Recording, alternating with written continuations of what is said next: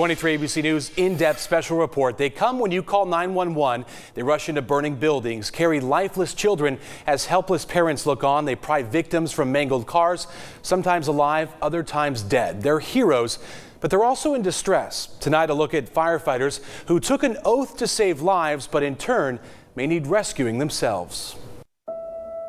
That's the most recent one that will probably haunt me or stay with me for the rest of my life. It's a day Kern County Fire Captain Derek Robison can't seem to get out of his mind. The day after Thanksgiving 2017, as thousands of families were coming together to celebrate the holidays. You can't describe the emotions or what goes through you when you're pulling up on scene and you see another firefighter doing CPR already on a child as you're getting there. One family would be forever changed after the selfish actions of another. Family pulled over to change a tire, and drunk driver plowed into the back of him.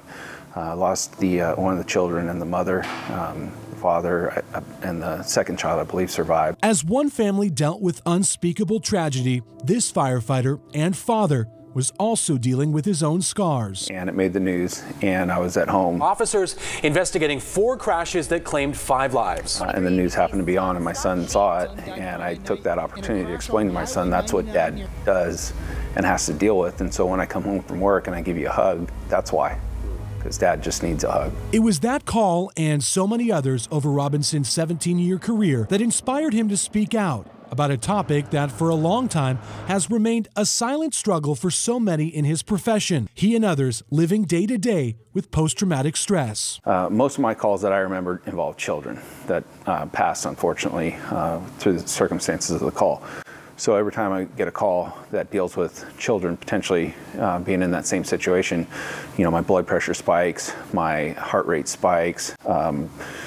Guys might start to question whether or not they're handling the call right or get nervous about what they're going to do when they get there. It may not be easy to understand what these firefighters go through on these calls, but I did a little research for this story to see and experience what they go through. I searched on YouTube, firefighter helmet rescue. There's dozens and dozens of videos just like this one's. High stress, traumatic calls, house fires, car accidents.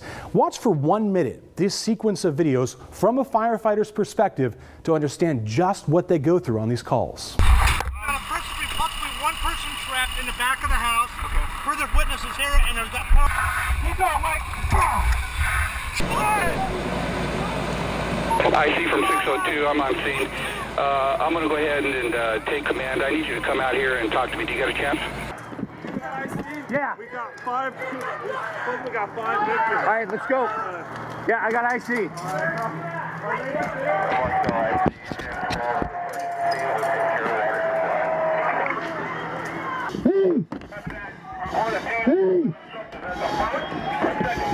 Hey, let's go.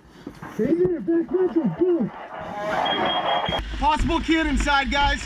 A kid inside. 3 kids in the back.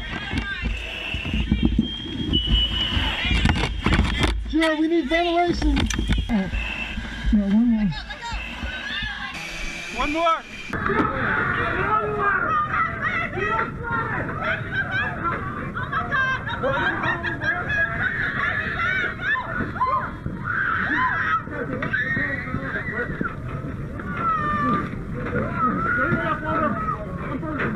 We're exposed to many types of traumatic incidents, things that people see that, you know, you wish no one would have to see. It's those intense, high-stress calls that Kern County Fire Battalion Chief Dinisio Mitchell says is the reason more firefighters are battling post-traumatic stress. Those things add up, and that's the things we're seeing out there. And then, you know, you get that call, and then you don't even have a chance to unwind and process. You go to another one. Recent data backing up just how stressful the job can be, revealing that firefighters experience a suicide rate 6 times higher than the general population. And for the first time in 2017, firefighters who took their own lives surpassed the number killed in the line of duty. It's the reason Mitchell is part of a rapid response team formed in 2004, training and deploying fellow firefighters to spot signs of PTSD and to counsel their colleagues after traumatic calls. And I wasn't satisfied with what was in place or what was going on, so I just felt like there was more that could be done. In 2017, Mitchell and his team responding 48 times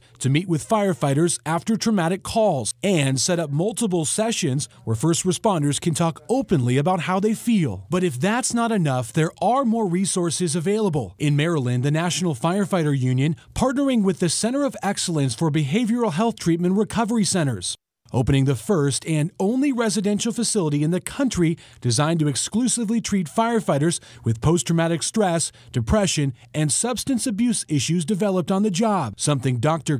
Simmons says was long overdue. And what the firefighters say is that when they've tried treatment in the past in a non-firefighting setting, the stories were so grim that the therapeutic staff could not even tolerate it. The center even treating firefighters from Kern County, reinforcing the need, experts say, for a similar center on the West Coast. But until then, these brothers and sisters in blue will continue to support one another, reminding each other that their job is truly making a difference. And that's what keeps you going.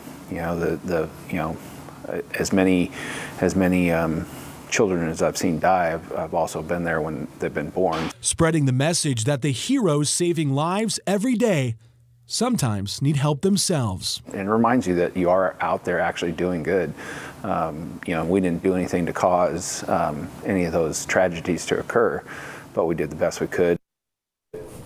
And if you know a firefighter or a first responder who has had suicidal thoughts or is battling a substance abuse issue, the Center for Excellence has a 24-hour support line. That number on your screen, 855-900-8437. And Jessica, the big thing here in Kern County, there is a retreat that they operate in the mountains where they take a lot of these firefighters to get treatment here. It's not as intense as that program in Maryland, but they want to bring those programs here because getting these guys to talk about what they see is the first step to really that recovery process. Absolutely. It's things that we've never even thought about. I mean, even just the clips, there were images in there that I would never have thought that they have experienced. And just watching that, your blood pressure rises. My heart's still beating fast. So absolutely. Imagine what they're going through. Definitely good to know. Thanks, Tim. Yep.